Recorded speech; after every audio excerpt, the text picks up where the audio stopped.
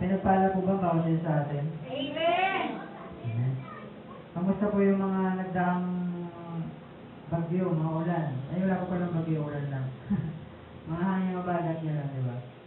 Kamusta po ulit ang bawat isa sa atin? Yan yung sagot ko doon. Mabubuti na mabuti, payaman ng payaman, maganda na paganda, ang buhay ko kay Kristo. Huwag po natin kayo lumagan yun. Kapag tinagapan natin ang ating Panginoon sa buhay natin, mayaman tayo. Pinagpala tayo sa lahat ng aspeto ng bagay. Hindi man tayo pinagpala sa mukha o sa material. Diba? Pero pinagpala tayo ng Panginoon. Mahalin niyo po yung mga sarili. Sigahan niyo sa Panginoon. Yan, before ba tayo mag-proceed sa ating topic, which is fear of the Lord o takot sa Diyos, bago po lahat, tayo po muna yung manalangin. Tayo po yung mukhang sandali. At tumingin ng guidance sa ating Panginoon. Dear God, maraming salamat, Panginoon, sa umagang ito, Father God, na binigyan niyo po sa amin, Panginoon.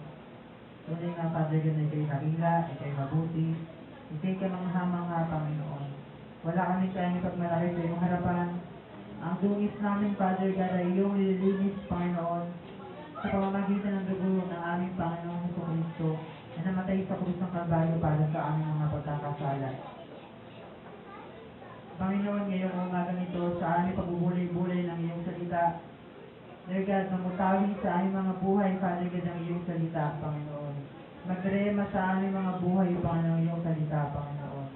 Dear God, ihulba mo kami sa iyong larawan, Panginoong Jesus, sa pamamagitan ng iyong banal na salita, Father God.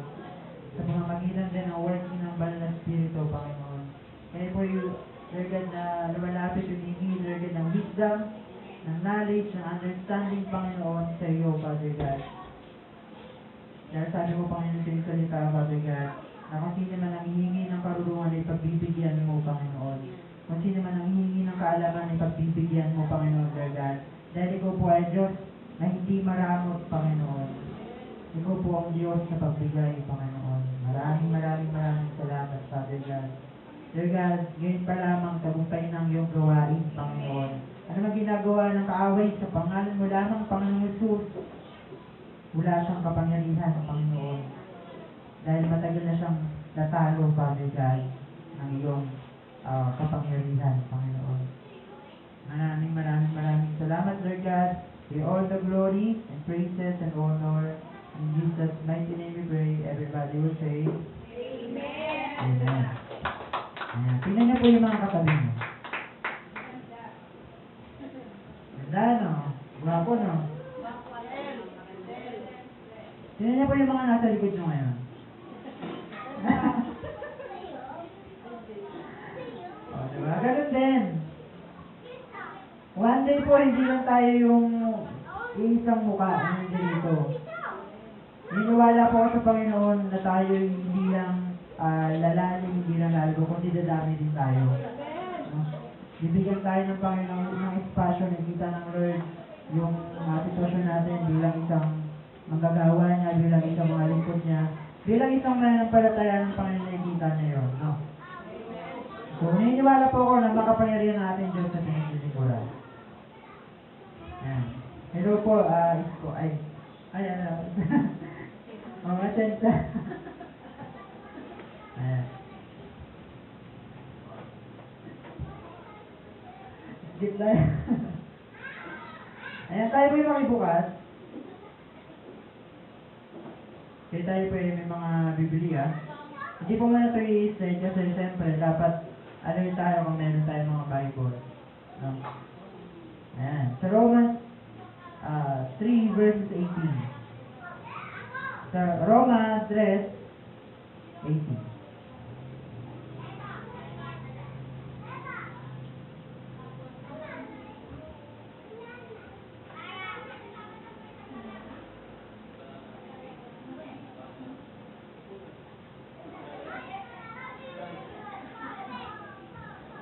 Bago po tayo mag-start sa 18, basahin muna natin sa simula po sa 9. Babasahin ko po sa Tagalog. Dito po ay nagsasalita, sinulat ni Pablo. Sabi ni Pablo dito, ano ngayon? Ang kalagayan ba nating mga Hudyo ay mas mabuti kaysa sa mga Hintil? Hindi. Tulad nga ng aming napatunayan na ang lahat ng tao ay nasa ilalim ng kapangyarihan ng kasalanan.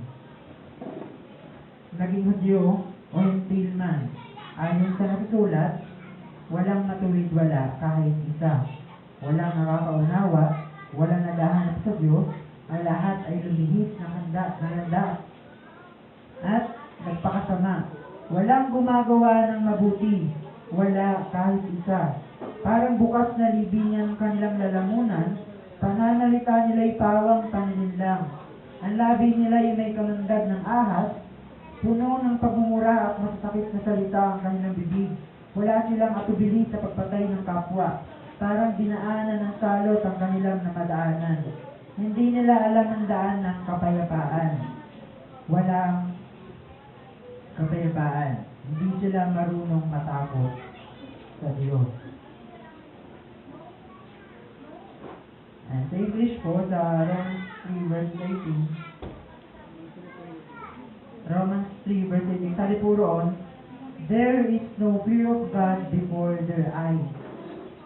Wala silang takot sa Diyos.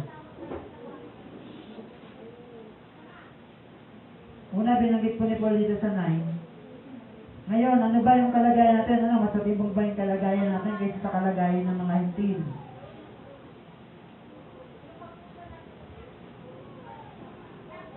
Minsan ganun po tayo, di ba? Aminin naman natin na sa hindi, may times na minsan nakakagawa tayo ng mga action sa ganito. Ay, okay lang kasi yung kasalanan ko, mababaw lang naman sa kanya, mas malalim, nakapatay siya. Kaya ako, okay lang kasi mapapatawad ako ng Lord. Sa kanya, nakapatay siya, hindi siya mapapatawad ng Panginoon. Hindi kaya ganito naman sa pamilya, sa mga anak, sa magulang. Si kuya, tapos may bunso.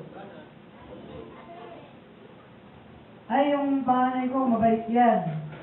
Yung bunso, pasaway.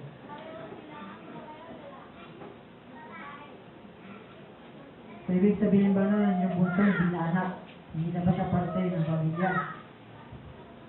Minsan, nagtitimbang-timbang tayo ng pagkakasala natin. Ikinokomparito natin doon sa ibang tao yung pagkakasala natin. Kaya i-confirm natin dito sa sinasabi ng banal na salita ng Panginoon. Sabi ng Biblia, walang matuwid, wala kahit isa. Lahat nagkasala sa harapan ng Diyos. Huwag mong titimbangan yung pagkakasalang maliit na meron ka sa pagkakasalang nagawa ng malaki ng iba. Kasi parehas kayong nagkasala. Sabi ng Diyos, walang pantay-pantay sa kanyang harapan. Kaya sinabi ng Biblia, walang takot ang tao sa Diyos. Kayang-kaya natin gumawa ng mga bagay na masama kung wala tayong takot sa Diyos. Para sa atin, okay lang kung wala tayong takot sa Diyos. Para sa atin, okay lang mangupit kung wala tayong takot sa nanay-tatay natin. Romans 18, there is no fear of God before their eyes. Gaano po ba kahalaga ang takot sa Diyos? Gaano po ba yung kahalaga bilang isang mga hinirang ng Diyos? At bilang, halimbawa, hindi lang hinirang, kundi hindi pa hinirang. Ano yung mga hindi pa hinirang, yung mga hindi pa tumanggap ng banal at mabuting balita ng Panginoon. Tandaan po natin, hinirang tayo sa pamamagitan ng Jesucristo, sa pamamagitan ng mabuting balita ng Ebanghelyo na namatay si Jesus para sa atin. Wala pong bata, matanda, baby, mga sanggol. Lahat po tayo nagkakasala sa Panginoon. At wala po tayong kayang ipagmalaki. Sige po na.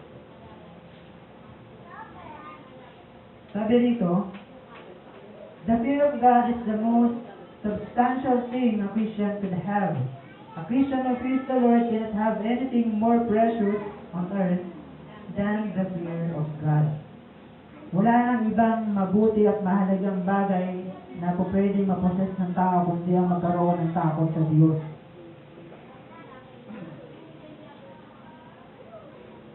Lagi po natin narinig, mahal ko ang Panginoon, mahal ko ang Panginoon, mahal ko ang Lord, mahal kita Lord, pero may takot pa tayo sa Panginoon. Palagi po yung magkasama, mahal kita Lord, tuwing Sunday. Pero Monday, may kapagkalaguyo ulit ako sa mundo, sa mga dati kong ginagawa. Hindi po yung tunay na pagmamahal. Gawin mo yun sa asawa mo, anong reveal ng asawa mo? Magsiselos. Malulungkot. Minsan magagalit pa.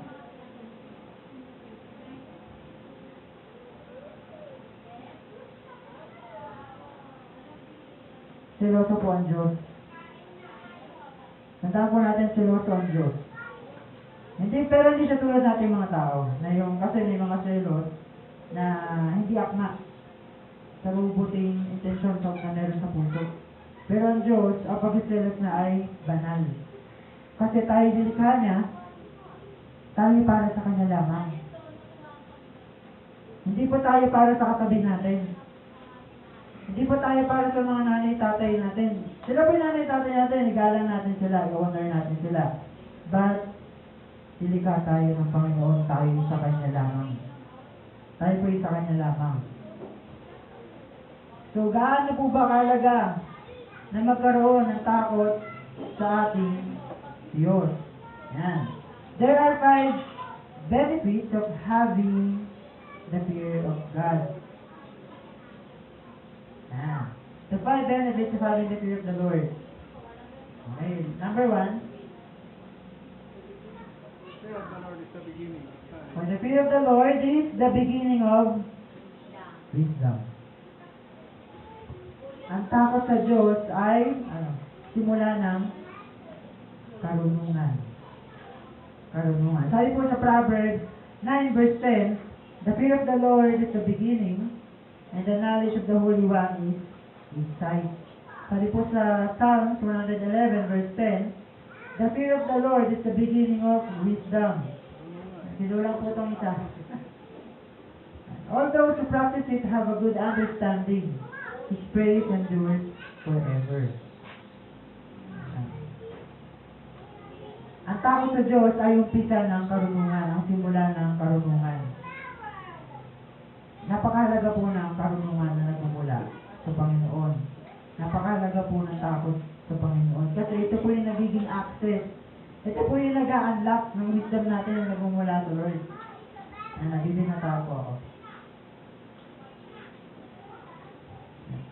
Yan po yung nagiging susi para magkaroon tayo ng karunungan. Kasi tandaan po natin, marami pang filosofiya ang mundo ngayon. Sabi ni Pablo, huwag kayong maniniwala sa wisdom na nagmumula sa mundo. Kasi para kapag tinignan nyo ang wisdom na nagmumula sa mundo, para silang tama. O nagmumukhang tama. Sabi nga na Charles Spurgeon, tanda-tanda ko po, sabi niya po, discernment is not choosing what's right from wrong. Discernment is choosing what's right from almost right. Ang mundo po natin, marami pong filosofiya, marami pong mga binibigay na insight sa atin na hindi naman po ugma. Sinasabi ng banal na kasulatan ng Panginoon. Kapag meron tayong wisdom mula sa Lord, magkakaroon tayo ng perspektibo. Nagiging fixed yung mindset natin. Hindi lang po yung mindset natin. Nagiging fixed yung mga behavior natin. Kung ano yung identity natin na nagmumula sa Lord, inire-reveal doon ang actions natin. Kung sino ka ngayon sa Panginoon, yung actions mo nire-reveal ng ginagawa mo, yung identity mo nagmumula sa Lord. Kaya minsan, pakinggan mo din yung sinabi ng iba sa'yo. Ay, Christian ka ba? Ano kasi, hindi. Hindi halata eh. Hindi kasi talaga. Hindi po yung compliment. Ay, Christian ka ba? Hindi po yung compliment. Tandaan niyo po yan. Hindi po compliment yun. Kasi yung iba minsan ginagamit at sa compliment eh. Ay, Christian ka ba? Iisip. Ay, oo nga. Baka nalata na, Christian ako. Pero yung thinking pala nang nagsabi nun, kala ko ba naman Christian to? Kala ko pa naman Christian to. Last time ko nalalasan ko po yan sa kaibigan ko. Grade... Dito pa ako, gugulong-gulong pa ako. Grade 12. Yan, nagkaroon po kami na parang reunion. Usap-usap po kami. Ngayon ako, syempre, hindi ba po totally converted sa pananampalataya ko sa Lord. Madalas po akong magbiro ng mga green joke, gano'n. Yung mga mga bad na mga biro. So, yun po, lumalabas po yung sa bibig ko. Pero syempre, umati na po ako simbahan, no? Nagigitaro na ako, nag-drums na ako, nakikinig ako kay Pastor, Kalapita, iba't ibang guest. Nandun din naman yung respeto ko sa gawain ng Lord. Nandun yung respeto ko sa ginagawa ng mga pastor ko, ng mga leaders ko, ng mga magulang ko, ng mga members dito sa congregation. But yung heart ko sa Lord ay malayo.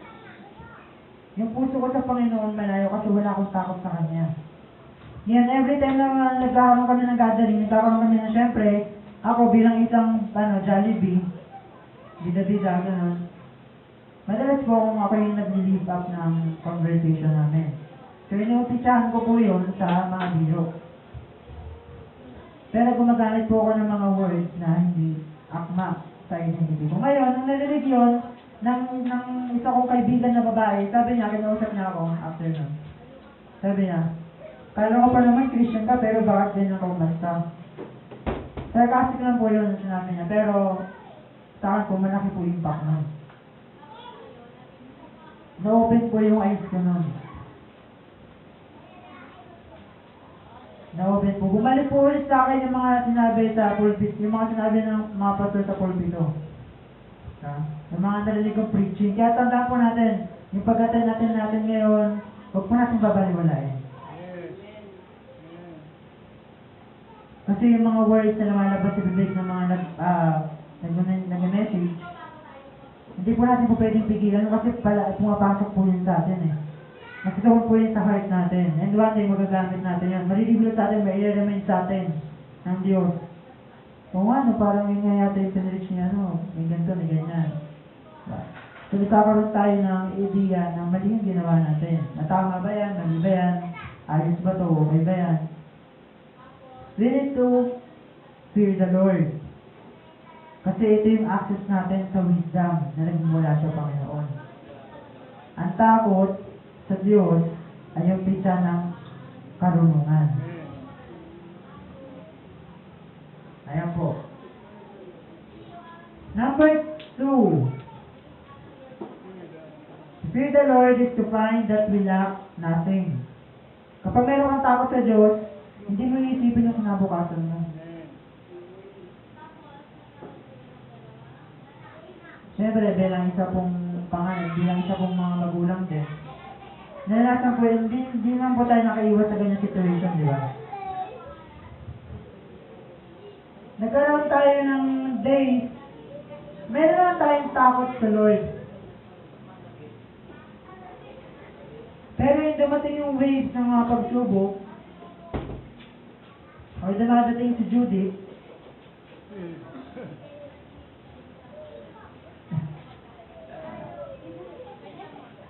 dami ng testimony dito sa pulpito eh. Lagi ko pong narinig talagang si Judith eh. Kasi po kailangan po talaga yan natin. Kailangan natin bayaran. Kasi po natin kaya sabi nga ni Casey, tumayo siya dito eh. Ginagawa niya, kapag darating yung mga bills na meron siya, didikit niya yun. Nalagay niya sa isang, didikit niya lang yun, sabi niya yan. O, dyan ka muna. O, dito ka muna. So kayo Brian, nakikita ko po sa bahay nila, ang ginagawa nila, sinusulat naman nila yun sa whiteboard. Nalagyan nila yung mga due date, mga bills sa kanila, mga payment. Sabi sa Matthew 6:26, Look at the birds of the air. They neither sow nor reap nor gather into barns, and yet your heavenly Father feeds them. Are you not of more value than they? Hindi ba kayo mas mahalaga kaysa sa mga ibon na nasa ipapawid? Hindi ba tayo mas mahalaga sa mga ibon na nasa himpapawid? Tayo po yung nalikha ng Lord na binigyan niya ng mas malaking effort. Ano ginawa niya? Hiningahan niya tayo. At nagkaroon tayo ng buhay. Ang mga hayop po ay sinabi niya lang, magkaroon ng ganito, ganyan, magkaroon ng baboy, magkaroon ng elepante, ganyan. Ang paraphrase lang po yan. Kapag meron po tayong takot sa Diyos, nakikita po natin na hindi tayo magkukulang. Hindi po tayo magkukulang. Napakalaking bagay po ng takot sa Diyos. Kasi kapag meron kang takot sa Diyos,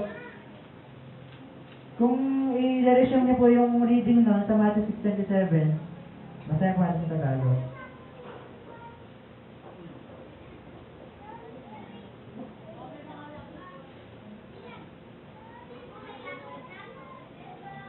Sabi dito sa Matthew 6:27, Sino sa inyo ang makapagpapahaba ng kanyang buhay ng kahit isang oras sa pamamagitan ng kanyang pagkabalisa?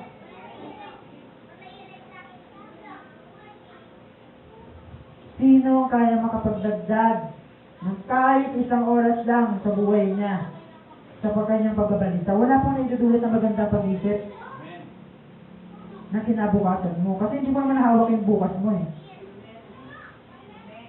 Hindi po natin hawak yung bukas natin. Bumalik po tayo palagi sa may hawak ng bukas natin. Minsan sa kagustuhan natin maging superhero, pati kinabukasan natin, kinukuha na natin eh. Alright, isipin ko po yung August, 26, August, ganyan. Di ba minsan nagiging gusto natin maging superhero eh, pero in negative way. Kinukuha natin yung hindi naman sa atin dapat. Kinukuha natin yung business natin, yung business na ni Lord, na hindi naman tayo yung meron noon. Siya lang po. Si Lord po yung may hawak ng bukas natin. Kung i-resume nyo po ulit, sabi sa 28, at bakit kayo nababalisa tungkol sa pananimit? Isipin ninyo kung paano tumutubo ang mga bulaklak sa parang, hindi sila nagtatrabaho ni gumagawa ng damit. 29, ngunit sinasabi ko sa inyo, kahit si Solomon sa kanyang karangyaan ay hindi nakapagdamit ng sinangganda ng isa sa mga bulaklak na ito. Kung dinadalitan ng Diyos ang damo sa parang, na buhay ngayon, at kinabukasan ay ginagatong sa kalan, kayo pa kaya, sabi ni Jesus ulit, kay liit ng inyong pananampalataya sa Diyos. Kaya rin po sinabi yun ni Jesus, si Peter, di ba? Nahulog si Peter sa tubig, ilog, dagat. Nahulog siya doon, sabi ni Lord, kinuha siya, Pedro, napakaliit ang pananampalataya mo. Pero sinabi naman ni Lord Jesus sa ibang occasion, sabi ni Jesus, kahit magkaroon lang kayo ng pananampalataya kasing ng buto ng mustasa. Wala pong confusion doon, tandaan po. Kasi meron pong pananampalataya na kasing nga ng buto ng mustasa pero hindi buo. Kalahati lang. Ang gusto po ng Lord, buo na pananampalataya. Kahit gaano man kalit yung pananampalataya mo, kahit kasilit pa yan ng mustasa, pero kung buo yung pananampalataya mo sa Panginoon, mahalaga yan sa Lord. Ang gusto ng Lord, maliit pero buo. Hindi na gusto yung maliit na nga, kalahati pa. Hindi buo. Kaya yung tao, nag-worry. Yung tao, nagkakaroon ng mga confusion. Tinatanong si Lord. Kino-question pa nga siya. Minsan pa nga, biniblame pa si Lord. Sinasabi sa Panginoon, Lord, ano ba yan? Di ba alam mo naman ang pangangailangan namin? Alam ni Lord yun. God only wants you to trust to Him. To trust in God. Gusto ko lamang ng Lord na magtiwala. Pero ang tao, may nyo ba nag-pray kayo sa Lord na sabi nyo, Lord, baguhin mo yung karakter ko. O kaya, baguhin mo yung buhay ko. Pero nung dumating yung mga iba't ibang struggle, sabi mo sa Lord, Lord, alisin niyo po yung gantong struggle. Alisin niyo po yung gantong hardship. One way to discover that God is molding you kapag nakakaranas ka ng mga hardships. Dinidisiplina ka ng Panginoon sa ganung paraan para mahulma ka sa larawan niya. Ang mga magulang natin, ganun din ang pagdidisiplina. Hindi man ganun kataas ng gaya sa Lord. Pero mga magulang natin kapag mabuti yan, tinatama tayo sa mga bagay na ginagawa natin na mali. O di kaya pinipigsan yung mindset natin, yung character natin, yung behavior natin. May iba't iba pong needs yung mga bata. Sa gaya ko, hindi naman ako bata, buka na ako. Ayan, kaila Hannah, kaila John din. May iba't iba po silang mga needs. Kila yan, kila Yael. Kila Kuya Gab, Kuya Bray. May iba't iba pong mga needs ang mga bata, ang mga kabataan. So yun po.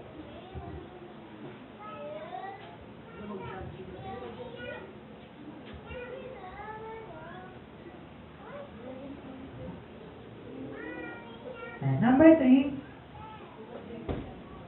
merong buhay kapag may takot sa Diyos. There is life for fearing the Lord.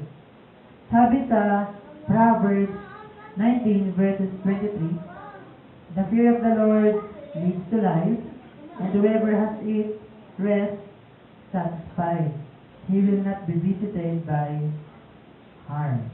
Sabi sa Jeremiah 29:11, for I know the plans I have for you, plans not to harm you, but plans to prosper you. The Lord does not inflict us. Hindi tayo binibigyan ng mga bagay na mga kapag na makakasakit sa atin. Ang nais ng Lord yung ikabubuo natin, yung ikalalago natin, yung ikasisiyan natin. Gusto tayo maging masaya ng Panginoon, pero sa paraan na nasa loob ng kanyang plano. Napakahirap po ng God's will. O di kaya in God's perfect time. Napakahirap po nun. Kasi ang waiting season nire-reveal yung totoo mong intensyon, bakit mo yun pinanalangin sa Panginoon. Waiting reveals your true intentions behind your prayers to God. Behind our prayers to the Lord. Minsan kasi meron tayo mga panalangin na yung motibo on our own benefits lang, hindi benefits ni Lord. Meron naman din tayong panalangin sabi niya sa Lord, Lord, sana yung kapitbahay ko madapa mamaya. Ini-inflict natin yung harm sa ibang tao. Ang panalangin po makapangyarihan, pero hindi po sinasang-ayunan ng Diyos ang panalangin makakasakit sa tao.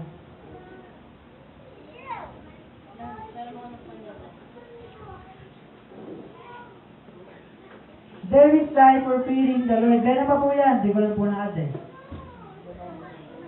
Sabi sa Proverbs 14, verses 27, sabi sa Kawikaan 14, 27, sabi dito, the fear of the Lord is the fountain of life, that one may turn away from the snares of death.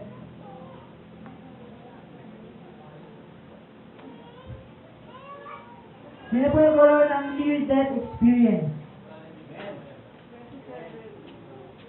Proverbs 14:27. Sino po nagkaroon ng near-death experience? Ako po kasi maraming beses na. Ayan, mapamulis o akala na bang motor. Okay, break, okay, Jay. Hindi mo talaga naiwasan yung aksidente. Si tatay, yan. Iba't iba po, kahit si tatay ko.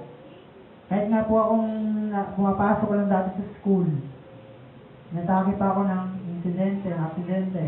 Kasi nung grade 9 po ako, hindi ko po alam na meron po pala akong hyperactive noon. Salita sa gera.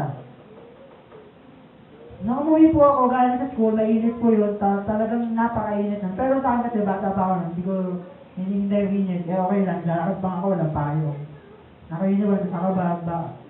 Pag-uwi ko po sa bahay, pahinga lang ako din mga 2 minutes, gano'n. Nakita ko silang mga nag-gather, kukuntuhan dyan, sa LC. Ngayon ako, syempre, galing init nauuwaw. Diba? Tayo naman siya, pag nauuwaw tayo, kailangan natin uminom. Pero yun nga, wala akong idea, ginawa ko, pahinga muna ako saglit. May nakita akong picture sa iba, so kumuha ko, nilagyan ko lang. Kaya makunti lang, hindi na nga gaanong malamig yun napaka-mild na lang ng lamig, tutuusin. Pwede ka na magtimpla ng ng kape. Sabi lang ako, kumuha ko, ganito lang yung tinungga akong tubig. Ganito lang po karami. Pagkatungga ko po, sabi, naimas-masan ako naman kahit pa paano, parang guminawa yung pakaramdam ko. Ngayon po ako nakatila ako kinig ako sa kwentuhan nila mama. Tapos later noon, mga 20 seconds, hindi na po ako nakahinga. Nahirapan na akong huminga. So, ginala Rita, kuha ng, mainit na tubig, maligang kami yun, Pinahigop sa akin, medyo naimas-masan ako. Pero ako sabi ko kay mama noon, Ma, hindi ako makahinga. Ano ba ako lang, sinabihan ko ba siya, tapos sinikit ko pa yung sinabi ko sa tayo niya. Sabi ko, Ma, hindi ako makahinga. Pero abang ko ito, tonto, bigyan ako, ha? Ano ba, Ma? Natakot si mama. Yan si mama, siyempre, hindi alam, natataranta. Ang goto ko lang si Tita LC. So, yan, dinala po sa hospital. Yun po yung unang occurrence ko na meron po pala akong hyperactive. Pero may pangalawang instance po na nalaman ko po talaga na may hyperactive ako. Nung uminom po ako ng grade din po yun, uminom po ako ng dapat naman. Alam po yun siguro a week. After the incident, nangyari po ulit na ganun din situation. Hindi po ako makahinga. Sugod po ako sa hospital. Nung ko pa nalaman na meron po akong hyperactive. Sabi po sa akin ng doktor, the moment na hindi naagapan, mauwi ka sa ulcer. Kapag nauwi ka sa ulcer, parang, ano daw po sabi, critical po. Kasi, ang tinalang parang manipis na alam daw po yung yung bituwa ko po. Ang tinalang po yung manipis, kapag nabutas po yun, mahirap na po. No.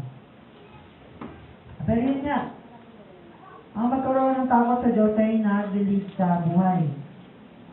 Kapag may takot tayo sa Diyos, ang ginagawa natin opportunity yun to know the will of God, to know the message of the Lord, to know the words of the Lord. Kahit bata ka pa, kapag mayroon kang takot sa magulang mo, susundin at susundin mo yan. Susundin at susundin ang magulang mo. Kasi natiwala ka sa magulang mo, na alam niya yung ikabubuti mo. Ganun siya, what more pa kaya sa Diyos natin? Alam ng Diyos yung ikabubuti natin. Kaya nga diba sabi sa 1 Samuel 15:22, obedience better than sacrifice. A Christian who fear the Lord, obey the Lord. Obey the Lord. Yan, number 3 po. Ay, number 4. Your life's perspectives will fall into place when you fear the Lord. Kapag meron kang takot sa Diyos, nagkakaroon ng maayos na perspektibo yung buhay mo. Yung mga priorities, hindi ko pa nilagay yun Ano na yung mga perspektibo na yun? Yung mga priorities natin na yun? Siyempre, ministry. Siyempre, relationships with other people. With special someone. Special some hindi po yan. Someone. Family. Career. Study. Marami po Businesses. aspiration, inspiration. Napakarami po. Ang ginagawa naman ng tao, inuuna nila, ang ginagawa, nilalagay nila yung personal interest nila dito sa gitna. Mas mataas ngayon sila sa Lord. Personal interest. Sarili ko, sarili ko, sarili ko, sarili ko, sarili ko. Wala si Lord. Wala si Lord. Isa pong distraction ng tao kapag nilayo nila si Lord sa buhay nila. Isa pong distraction sa isang tao, sa isang Kristiyano, kapag nilalayo nila yung sarili nila sa Panginoon. Ang takot po sa Diyos ay nakakatulong para magkaroon tayo ng maayos sa perspektibo sa buhay. Mas pinahahalagahan natin yung mga importanteng bagay kaysa sa mga bagay na parang importante para sa atin. May nabasa na po umalis na story. Sabi doon, gaano kahalaga yung cellphone mo sa'yo. Lumapit yung kaibigan, kinuha yung cellphone ng kaibigan niya, binato sa dagat. Sabi, nagalit niya yung kaibigan niya. Sabi niya yung kaibigan niya, bakit? Gaano ba kahalaga yung cellphone mo kaysa sa oras mo? Kasi yung tao ngayon, nakadikit na sa cellphone eh. Inuubos na nila oras sila sa cellphone, sa fantasy, sa virtual world. Eh meron po tayong real world. Namold man yung character natin sa virtual, pero mas mahalaga yung reality mo. Nauubos po yung oras natin. Hindi na po natin kayang hukayin yung mga nakaraang oras na nagasta natin sa iba't ibang mga bagay. Sabi ni Solomon, tandaan nyo mga kabataan, mayroong isang mahalagang bagay na dapat nyong unawain. Baliwala lahat ng bagay dito sa mundo. Matakot kayo sa Diyos at sumunod sa kanyang ipinag-uutos. Yan ang duty natin. Sabi ni Solomon, Yaring Solomon, sabi niya, fear the Lord. Kasi kung ginamit mo yung oras mo sa mga bagay na hindi naman mahalaga, gagawin mo, regret mo yun after. Sabi mo, sana pala, ginawa ko na yun. Sana pala, ganito pala, sana pala, ganito. Sana pala. Sa impyerno po, maraming magiging sana. Sa impyerno, maraming magiging sana. Sana pala, pinagpray ko na lang yung kapatid ko na galit sa akin. Sana pala, pinagpray ko na lang yung anak ko. Sana pala, hindi ako nagalit sa anak ko. Sana pala, sinabihan ko lang siya ng maayos na pananalita. Indirect lang, maayos, pero hindi yung binubungangaan. Sana pala, pinagpray ko ang asawa kong wala singgero. Sana pala,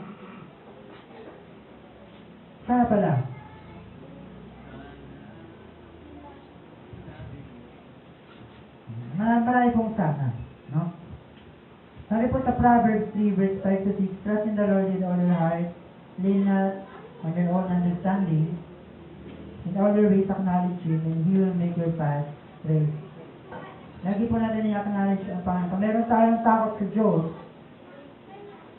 na-acknowledge natin yung Lord sa lahat ng aspeto. Sa careers natin, sa education natin. Mas inuuna natin yung giver ng mga blessings, kaysa sa blessings. Pero sad to say, kahit tayo mga Christians nakakagawa ng action na mas inuuna nating ipursu yung blessings kaysa sa giver. Mas nagiging mahalaga yung blessings kaysa sa giver. No?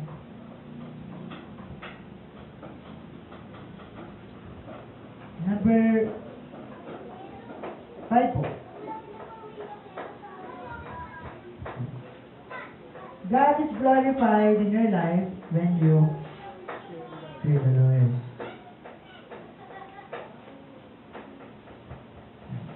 Sabi sa 1 Corinthians 10, verse 13, so whether you eat or drink, do it all for the glory of the Lord.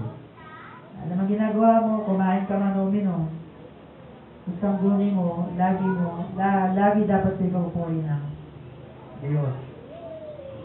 Lagi sa ikaw pupuri ng Diyos. Kahit naglalaba ka, for the glory of the Lord. Kahit naliligo ka, for the glory of the Lord. Ako po pag naliligo, pinagpipiling ko po yung tubig muna. Lord, thank you po sa tubig na to kasi syempre hindi naman lahat. Meron na ito.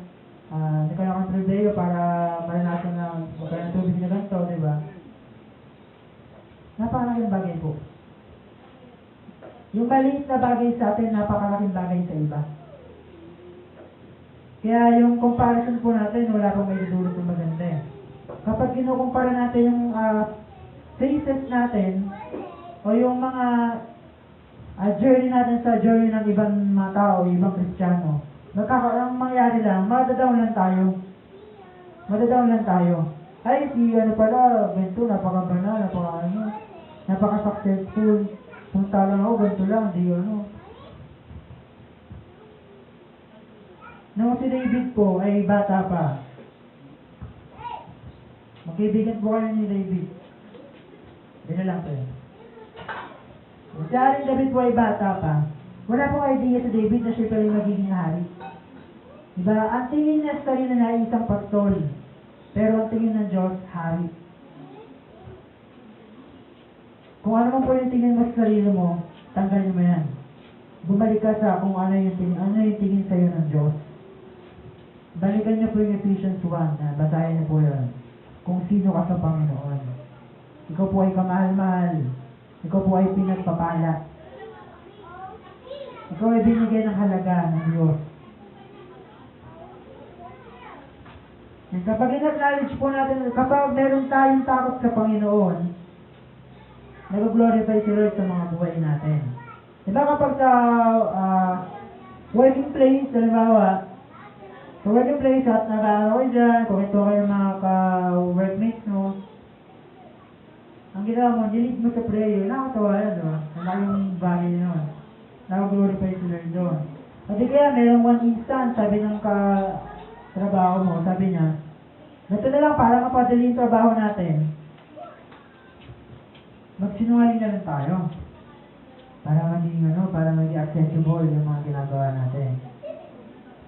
Ikaw na si Kristiyano, dapat maging discerning ka sa mga workmates mo, hindi lang sa working place nyo. Kasi hindi naman po yung working place yung mangdideceive sa'yo. Ang gagamitin ng kaaway na pwede kang may deceive, yung mga kasama mo. Pero hindi po sila yung nandideceive sa'yo. Ginagamit po siya ng kaaway para ma-deceive ka, para ma-discourage ka. So you have to fear the Lord. You have to wear the fear of the Lord. Kasi kung meron kang takot sa Diyos, mas sinisik mo yung kapurihan niya, mas pinupurso mo yung kung ano yung kaluluwalhati niya, kaysa sa kung ano yung kabe-benefit mo. Mas mahalaga yung kaluwalhatian ng Diyos kaysa sa kagustuhan mo. Kaysa po sa kagustuhan natin. Amen po ba? Conclusion na po tayo. Hindi ko po naisama dito sa PowerPoint, pero sabihin ko na lang po. A man who loves the Lord fears the Lord. Ang taong mahal ng Diyos ay may takot sa Diyos. Parapakan po natin para tayo po yung tumayo. Pray na po tayo.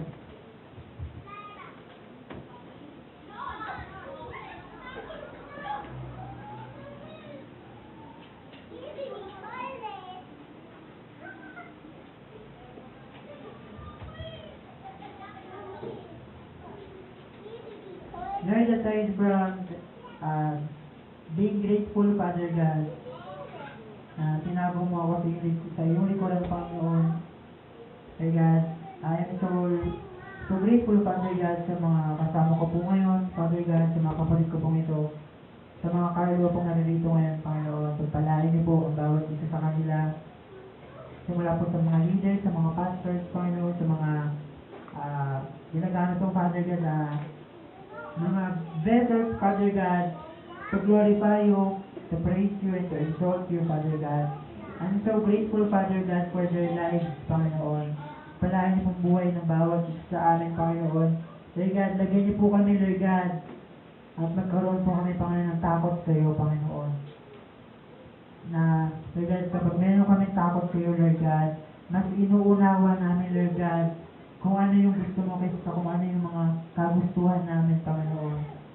Lord God, kaya po'y patuloy mong i-sanctify, Panginoon. Lagi mo po kaming i-mold, Father God, sa iyong likeness, Father God, sa anak mo, ang Panginoong Jesus.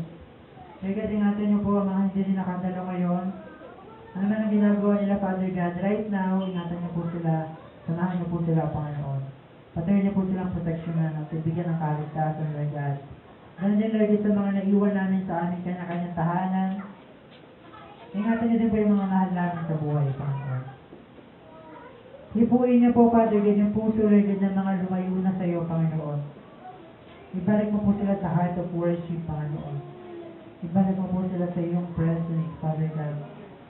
Kung kaya mo kaming baguhin, Panginoon, kaya mo din silang baguhin. Lord God, naniniwala kami na one day, hindi lang kami dadami, hindi lang nalawak ang simbahan, Lord God, kundi mas lalalim yung samahan namin, Lord God, bilang mga tinawag mo, Panginoon, bilang iyong mga hinirang, Panginoon. Walang ibang mahalagang bagay, Lord, kundi ang magkaroon ng takot sa iyo, Panginoon. Kundi ang magkaroon lamang ng takot sa iyo, Panginoon. Maraming salamat, Lord God. Aming ninamnam na iyong salita ay siyang magamit namin sa aming mga personal na buhay. At Lord God, mag-grow kami, Lord God, bilang mga tinawag mo, Panginoon. Maraming salamat, Lord God. To you all the glory, praises, and honor. In His mighty name we pray. Amen.